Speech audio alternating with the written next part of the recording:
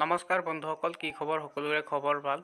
RRB ফালৰ পৰা পুনৰকৈ নতুনকৈ পদ মুকলি কৰা হৈছে আৰু এই পদত এপ্লাই কৰিবলৈ হ'লে অসমৰ যিকোনো কেণ্ডিডেটে এপ্লাই কৰিব পাৰিব। তাৰ বাবে বয়সৰ সময়সীমা কিমানৰ পৰা কিমান দিছে, চেলাৰী কিমান দিব, সকলো তথ্য আজিৰ এই ভিডিঅ'টোৰ জৰিয়তে জনাম।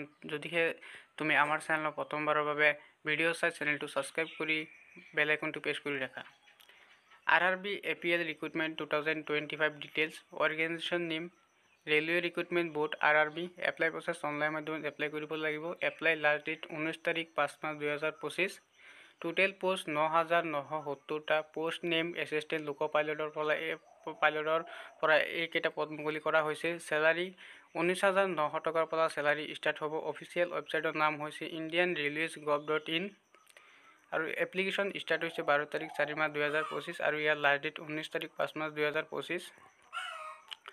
ৰেলৱেত এপ্লাই কৰিবলৈ হ'লে মিনিমাম 18 বছৰ হ'ব লাগিব আৰু মেক্সিমাম 30 বছৰ হ'লে এপ্লাই কৰিব পাৰিব। তাৰ বাবে SC STৰ বাবে 5 years এজ ৰিলেক্সন দিয়া হৈছে আৰু OBC MOBCৰ বাবে 3 years এজ ৰিলেক্সন দিয়া হৈছে। RRB APL education qualification matric pass থাকিব লাগিব। তাৰপিছত ITI NCVT নহ'লে SCVT হ'লে হ'ব। তাৰপিছত আছে RRB APL application fees. UR OBC EWS 500 টকা পে'মেণ্ট কৰিব লাগিব। SC ST ESM ফেমিলিৰ বাবে 250 টকা পে'মেণ্ট কৰিব লাগিব। তুমি যদি আৰআৰবিত এপ্লাই কৰিব বিচাৰা তেনেহ'লে এনেকৈ আহিবা তললৈ। আহি পেলাই এপ্লাই কৰাৰ লিংক দেখাব, তাত গৈ এপ্লাই কৰিব পাৰিব আৰু ভিডিঅ' ডেছক্ৰিপশ্যনত এপ্লাই কৰা ফুল এডভাৰটাইজমেণ্টৰ লিংক দিয়া আছে, গৈ তুমি নিজে চেক কৰিব পাৰিবা।